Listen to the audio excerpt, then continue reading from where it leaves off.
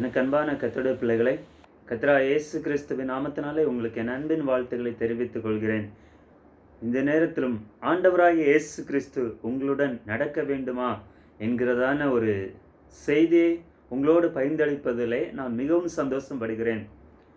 ஆண்டவராகிய இயேசு கிறிஸ்து நம்மோடு நடப்பார். அது எப்படி சாத்தியமாகும் என்று ஒருவேளை நீங்கள் இந்த நேரத்தில் என்னோடு கேட்கலாம். என்ன பிரதர் நீங்கள் சொல்கிறீங்க, ஏசப்பா எப்படி எங்களோடு கூட நடக்க முடியும், அது எப்படி சாத்தியமாகும் என்று சொல்லி இந்த நேரத்தில் உங்களுக்கு ஒரு கேள்விக்குறி இருக்கலாம். அந்த கேள்விக்குறியோடு தான் இந்த செய்தியை நான் உங்களுக்கு வேதாகமத்தின் விளக்கத்திலிருந்து உங்களுக்கு நான் கூற விரும்புகிறேன். அருமையான தேவஜனமே, லூக்கா எழுதின சுவிசேஷம் 24 அதிகாரம் 13 முதல் 16 வசனம் முடிய நான் இப்போது வாசிக்கிறேன். அன்றைய தினமே அவர்களில் 2 பேர் எருசலேமுக்கு 7 அல்லது 8 மைல் தூரமான எம்மாவு என்னும் கிராமத்துக்கு போனார்கள். போகையில் இந்த வர்த்தமானங்கள் யாவையும் குறித்து அவர்கள் ஒருவரோடு ஒருவர் பேசி கொண்டார்கள்.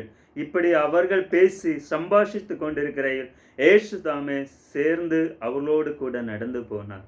ஆமென். அன்பு தேவஜனமே, இந்த இடத்துல பார்க்கும்போது 16ஆம் வசனத்திலே 15ஆம் வசனத்திலே கடைசியில் பார்க்கும்போது இயேசு தாமே, கர்த்தராய் ஆண்டவராய் இயேசு கிறிஸ்து தாமே அவர்களோடு சேர்ந்து என்ன பண்ணாரு, கூட நடந்து போனார். அருமையான தேவஜனமே, ஸோ எவ்வளவு அற்புதமான காரியம் என்பதை இந்த நேரத்தில் அறிந்து கொண்டீர்களாம். இது என்ன சம்பவம் என்று சொல்லி பார்க்கும்போது லூக்கா 24ஆம் அதிகாரத்தில் அந்த அதிகாரம் முழுவதையும் நீங்கள் வாசித்து பார்த்தால் உங்களுக்கு அதன் அர்த்தம் விளங்கும். அதை நான் உங்களுக்கு இந்த நேரத்தில் சில காரியங்களை உங்களுக்கு தெளிவுபடுத்துகிறேன். அன்றைய தினம், அதாவது அந்த முதல் நாளில் ஆண்டவராய் இயேசு கிறிஸ்து உயிர்த்தெழுந்த முதலாம் நாளிலே அவர்களில் 2 பேர், அதாவது சீசரில் இரண்டு பேர்கள் எருசலேமிலிருந்து எங்கே போகிறாங்க, எருசலேம் பட்டணத்திலிருந்து எம்மாவு என்கிற ஒரு கிராமத்துக்கு போகிறார்கள். அந்த கிராமத்துக்கு கிட்டத்தட்ட அதுக்கு மைல் பார்த்தீங்கன்னா கிட்டத்தட்ட 7 அல்லது 8 மைல் தூரம். மைல்னா கொஞ்சம் லாங்கு, கிலோமீட்டர் கணக்கு பண்ணி பார்த்தீங்கன்னா கொஞ்சம் லாங் டிஸ்டன்ஸ்.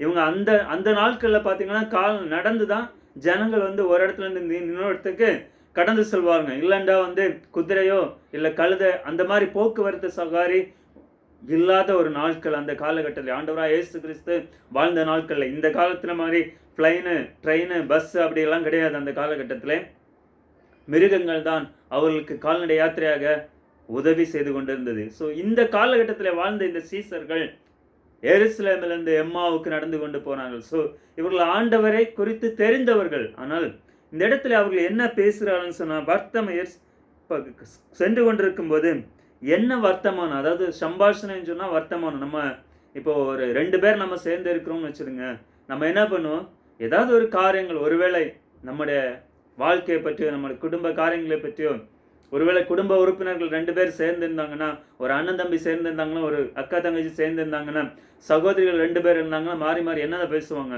ஸோ அவங்க சப்போஸ் அவங்களோட பர்சனல் விஷயமா இருக்கலாம், இல்லைன்னா வேற அவங்க ஒர்க் பண்ணுற விஷயமா இருக்கலாம், இல்லை வேற உலக காரியங்களை குறித்து ஏதாவது ஒன்றை குறித்து பேசி கொண்டிருப்பார்கள். ஆனால் இந்த சீசர்கள் இந்த இடத்துல அதை பேசவில்லை. அதுதான் மிக முக்கிய இம்பார்ட்டன்ட் காரியம். ஸோ நீங்கள் கேட்பீங்க, எப்படி ஏசப்பா நம்ம கூட நடந்து வருவார் என்று ஒருவேளை நீங்கள் கேட்கலாம். ஆமாம், நான் கதை சொல்லவில்லை, கற்பனை சொல்லவில்லை, வேதாகமத்தில் நடந்த சம்பவத்தை மட்டும்தான் சொல்லுகிறேன். அருமையான அன்பு தேவஜனமே, இந்த இடத்துல இந்த சீசர்களை பார்த்தீங்கன்னா அவங்க அதுக்கு முந்தின அதிகாரத்தை நீங்கள் வாசித்து பார்க்கும்போது ஆண்டவராய் இயேசு கிறிஸ்து பாடுபட்டதையும் குறித்து, அவர் எப்படியெல்லாம் அற்புதம் செய்தார், எப்படியெல்லாம் ஜனங்களுக்கு உதவி செய்தார், எப்படி நோய்களை குணமாக்கினார், ஜனங்களை உயிரோடு எழும்ப செய்தார், இப்படிப்பட்ட ஆண்டவர் செய்த ஒவ்வொரு அற்புதங்களையும் அவர் சொல்லிக் கொண்டே வந்தார்கள். ஆனால் இந்த யூதர்கள் அவரை கொன்று விட்டார்கள், சிலுவையில் அறைந்தார்கள், அவர் எந்த பாவம் செய்யாதவர் என்று சொல்லி இவர்கள் இருவருக்குள்ளாக வினாவை பேசி கொண்டிருக்கிறார்கள். அவர் ஒரு தீர்க்கதரிசி என்று சொல்லி அந்த இதில் பார்க்கும்போது அவங்க பேசி கொண்டு வருகிறார்கள். இந்த இடத்துல பார்த்தீங்கன்னா எப்படிதான் கிறிஸ்து விடமா அப்படின்னு சொல்லிட்டு தீர்க்கதரிசியாக இருந்த அவரை கொண்டு போட்டார்களே என்று சொல்லி இந்த ரொம்ப வியாகுலப்பட்டு இவங்க 2 பேரும் பேசிட்டே வராங்க. இதோட ரொம்ப விளக்கத்தை என்னால் இப்போ சொல்ல முடியவில்லை. ஆனால் ஆண்டவர் எப்படி இந்த ஜனங்களோடு, இந்த சீஷரோடு நடந்து வந்தார், அதற்கு காரணம் என்ன என்பதை மாத்திரம் இந்த நேரத்தில் உங்களோடு நான் கூற விரும்புகிறேன். அருமையான தேவஜனமே, ஆண்டவர் ஏன் அந்த இடத்துல வந்தாருன்னு சொன்னா, இவங்க ஆண்டவரை பற்றி ஆண்டவருடைய மகிமையை பற்றி சொல்லிக் கொண்டிருந்தார்கள். ஆண்டவரை மகிமைப்படுத்திக் கொண்டிருந்தார்கள். சாதாரண உலக காரியத்தை குறித்து பேசவில்லை, தன்னுடைய சொந்த விஷயத்தை பற்றி பேசவில்லை, தன்னுடைய வீட்டு காரியத்தை பற்றி பேசவில்லை, தன்னுடைய தொழில் காரியத்தை பற்றி பேசவில்லை, ஏதோ வீணான வார்த்தைகளை கொண்டு அலப்பிக் கொண்டு நடக்கவில்லை. இந்த இடத்திலே தேவாதி தேவனை கர்த்தராகிய இயேசு கிறிஸ்துவின் நாமத்தை இந்த இரு சீஷர்களும் மகிமைப்படுத்தி நடந்து கொண்டு சென்றார்கள். அந்த நேரத்தில் தான் ஆண்டவராகிய இயேசு கிறிஸ்து அவர்களோடு சேர்ந்து அவர்களோடு நடந்து வந்தார். ஆனா அந்த கீழே 16ஆம் வசனத்துல பார்க்கும்போது, ஆனாலும் அவரை அறியாதபடிக்கு அவர்கள் கண்கள் மறைக்கப்பட்டிருந்தது.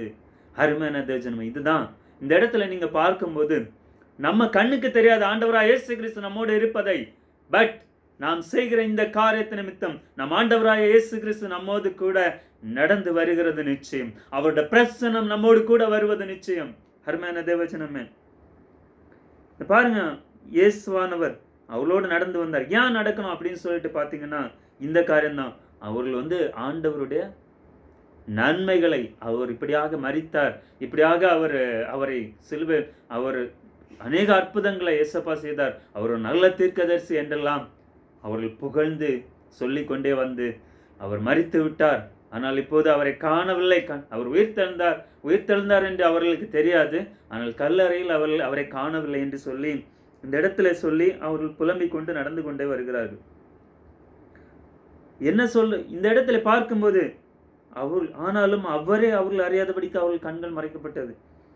அவர்கள் ஒருவனாய கிளையாய்ப்பெனும் பிரயத்தனமாக இந்த எருசலேமில் நடந்துவதை அறியாதபடிக்கு நீர் அந்நியரா என்று கேட்டார்கள். அப்போதான் ஆண்டவர் அவர்களோடு பேசுகிறார்.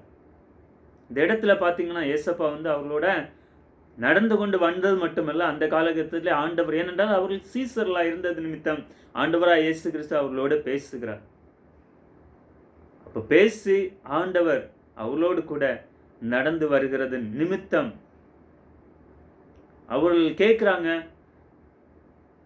நீங்க இந்த விஷயத்த ஒன்றும் தெரியாதவன் அந்நியரா அப்படின்னு சொல்லிட்டு ஆண்டவர்கிட்டே பார்த்து கேட்கிறாங்க. ஏனென்றால் ஆண்டவர் அவர்களுக்கு அந்த கண்கள், அவர்களுடைய ஆவிக்குரிய கண்கள் மறைக்கப்பட்டது நிமித்தம் ஆண்டவரை அவர்கள் தெரியாதவர்களாக இருந்தார்கள். ஆனால் இந்த நாட்களை வாழ்கிற இங்க அன்பு தேவஜனமே, ஆண்டவராய் இயேசு கிறிஸ்து உங்களோடு நடக்க வேண்டும் என்று ஆசைப்படுகிறீர்களா? அதற்கு நீங்கள் என்ன செய்ய வேண்டும் என்பது சில காரியங்களை உங்களுக்கு இந்த நேரத்தில் நான் உங்களோடு கூட பகிர்ந்தளிப்பதில் மிகவும் சந்தோஷப்படுகிறேன்.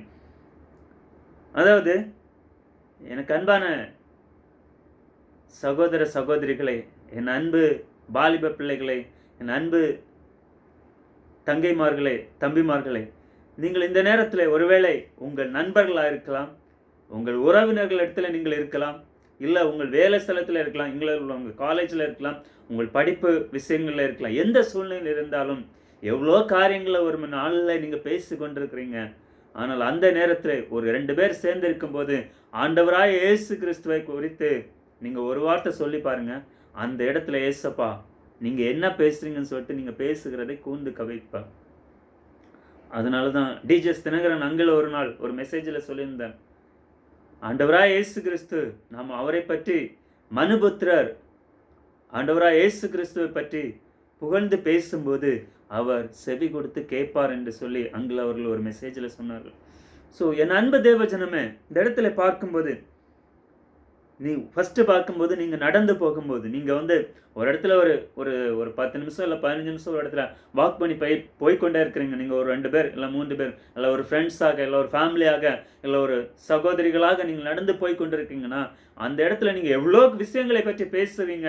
ஆனால் அந்த இடத்துல கொஞ்சம் ஒரு 2 நிமிஷம் ஏசப்பா பற்றி பேசி பாருங்கள். அந்த இடத்துல ஏசப்பா நிச்சயம் இருப்பார். அதுதான் இந்த நேரத்தில் நான் உங்களோடு கூடுகிறேன் ஒரு அருமையான வாக்குத்தத்தம். ஆண்டவரே இயேசு கிறிஸ்து நிச்சயமாகவே அந்த இடத்துல இருப்பார். அதை நீங்கள் உணர முடியும். வாகனத்தில் போகும்போது, ஒருவேளை தனிப்பட்ட வாகனத்தில் போகலாம், இல்லை ஒரு பப்ளிக் வாகனத்தில் 2-3 பேர் சேர்ந்து போகலாம். அநேக காரியங்களை பேசி கொண்டு இருக்கும்போது அட்லீஸ்ட் ஒரு 10 நிமிஷமாவது, ஒரு 5 மினிட்ஸ்மாவது ஆண்டவராய் இயேசு கிறிஸ்துவை குறித்து பேசுங்கள். நண்பர்களுடன் மொபைலில் பேசும்போது அநேகர் பேர் பார்த்தீங்கன்னா, ஆண்டோட பிள்ளைங்க, எத்தனையோ ஃப்ரெண்ட்ஸ் இருப்பாங்க, ஏதேதோ காரியங்களை குறித்தெல்லாம் பேசுகிறீங்க. ஆண்டவராய் இயேசு கிறிஸ்து நன்மை, அவர் செய்த அற்புதங்கள், அடையாளங்கள் குறித்து, ஆண்டவருடைய அன்பை குறித்து கொஞ்ச நேரம் பேசுங்க.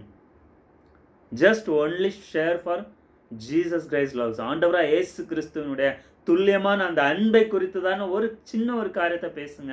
அதில் ஆண்டவர் பிரியப்படுவார். அந்த இடத்துல ஆண்டவர் கடந்து வருவார். உங்கள் பின்னாடி ஏசப்பா நிற்பாருங்க, உங்கள் பக்கத்தில் ஏசப்பா நிற்பாருங்க. ஆனால் உங்கள் மனக்கண்களை பார்க்க முடியாது.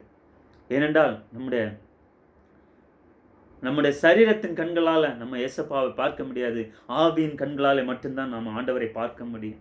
என் அன்பு தேவஜனமே, உறவினர்களுடன் பேசும்போது எத்தனையோ காரியங்கள், உறவினரிடத்துல சில காரியங்கள் தேவைகளுக்காக எவ்வளோ காரியங்கள் பேசுகிறோம். அந்த இடத்துல ஒரு சின்ன செகண்ட் ஏசப்பாவை குறித்து பேசி பாருங்க.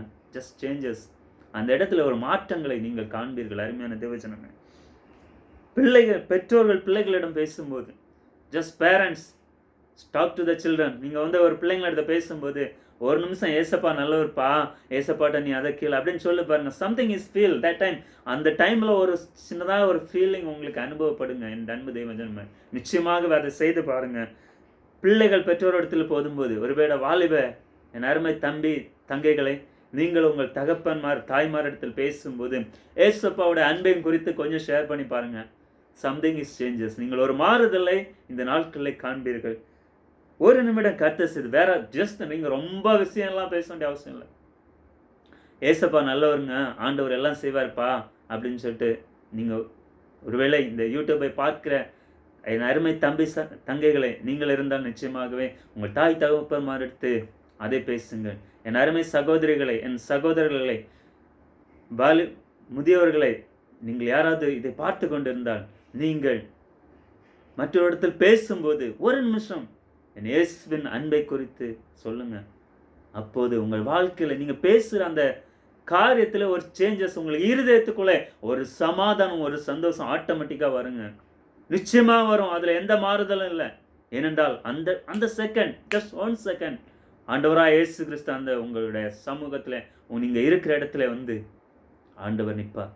ஏனென்றால் நீங்கள் என்ன பேசுகிறீங்க, ஆண்டவருடைய அன்பை குறித்து நீங்கள் சொல்லும்போது, ஆண்டவருடைய அன்பை குறித்து நீங்கள் பேசும்போது அவர் அந்த இடத்துல நிச்சயமாக அவருடைய பிரசனம் கடந்து வரும். நீங்கள் நினைக்கலாம் ஆலயத்தில் மட்டும்தான் ஆண்டவரோட பிரசனம் இருக்கு. நம்ம வேதத்தில் சொல்லியிருக்கிற எங்கோ 1-2 பேர் என் நாமத்தில் கூடியிருக்கிறவர்களோ அங்கே அவர் மத்தியில் இருப்பேன் என்று சொன்ன ஆண்டவர். 2 பேர் நீங்கள் ஆண்டோட நாமத்தை பற்றி பேசுகிற இடத்துல ஆண்டவர் நிச்சயமாக இருப்பாங்க. ஒருவேளை உங்கள் வீட்டில் இருக்கலாம், நீங்கள் வேலை செய்கிற சமூகத்தில் வேலை செய்கிற இடத்துல இருந்து பேசலாம், இல்லை இன்னொரு மீட்டிங்கிலோ, இல்லை ஒரு காரியத்திலோ, இல்லை ஒரு தனிப்பட்ட ஒரு விழாக்களிலோ, எந்த இடத்துல நீங்கள் கடந்து சென்றாலும் ஜஸ்ட் 1 மினிட். இந்த கடைசி காலத்திலே வாழ்கிற என் அன்பு தேவஜனமே, நீங்கள் ஆண்டவருடைய அன்பை இந்த உலகத்துக்கு காட்ட மறவாதீர்கள். என் கர்த்தராகிய இயேசுவின் அன்பை இந்த உலகத்துக்கு காட்ட மறவாதீர்கள். நீங்கள் பெற்றுக்கொண்ட இந்த அன்பை உலகத்துக்கு காட்ட மறவாதீர்கள். நம்ம நினைக்கலாம் இதெல்லாம் என்னுடைய வேலை இல்லை அப்படின்னு சொல்லிட்டு, ஆண்டவராய் இயேசு கிறிஸ்து உங்களுக்காக தன் கடைசி சொட்டு இரத்தம் வரை சிந்தி கல்வாரி சிலுவையிலே உங்களுக்காக தன் ஜீவனையை கொடுத்த ஒரு அன்பு தேவனை நீங்கள் ஆராதித்துக் கொண்டிருக்கிறீர்கள். அவர் உங்கள் வாழ்க்கையில எவ்வளோ நன்மைகள் செய்திருப்பார் அல்லவா? ஒரு நிமிஷம் மற்றவங்க இடத்துல, உங்களுடைய உறவினர் இடத்துல, உங்கள் நண்பர்கள் இடத்துல ஏசப்பாவுடைய அன்பை மட்டும் இந்த கடைசி நாட்களில் சொல்லுங்க. ஆண்டவர் நிச்சயமாக உங்கள் வாழ்க்கையை சமாதானமாக மாற்றுவார். மட்டுமல்ல, இந்த எம்மாவு சீஷர்களோடு கூட நடந்து சென்ற ஆண்டவர் இன்றைய நாட்களில் நீங்கள் பேசும்போது, நீங்கள் ஆண்டவருடைய நாமத்தை மகிமைப்படுத்தும் போது நிச்சயமாகவே அவர் உங்கள் நடுவே கடந்து வந்து உங்களோடு சேர்ந்து உங்களோடு நடந்து வருவார். நிச்சயமாக நடந்து வருவது மட்டுமல்ல, உங்களுக்கு சமாதானத்தை அருளி செய்வார்.